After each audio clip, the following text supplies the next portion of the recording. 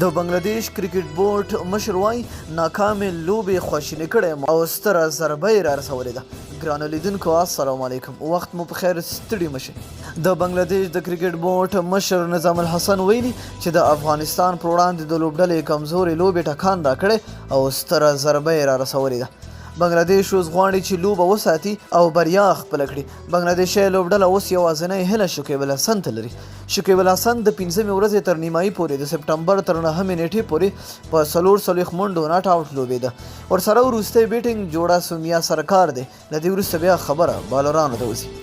د بنگلاديشي کرکټ بورډ مشر نظام الحسن رسنیو ته ویلي که چېرته د ښې لوبې خبره شي زه دغه غوره لوبې جایزه افغانستان ته ورکوم.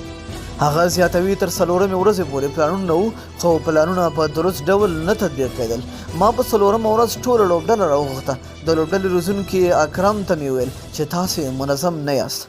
نوموړي خپله وینا په دې غځولې چې افغان لوبغاړو لکه د ټیسټ لوبغاړو په څېر توپوهنه وکړه.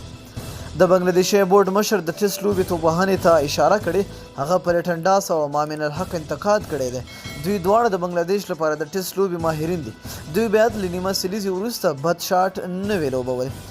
که وګورو په رښتیا هم افغان لوبډلې د بنگلاديش خلاف یوازینۍ ټیسټ لوبه کې داسې لوبه وکړه چې هم یې د توپوهنې برخه کې بنگلاديش متاثره کړ او هم یې د توپ اچونې برخه کې بنگلاديش تر فشار لاندې راوستی. نو مینه او مننه دوستانو چې ویډیو مو راسره تر پایه ولیدله. که چینل ته نوي یې چینل در سره سبسکرایب کړئ. تر بلې ویډیو د الله په امان.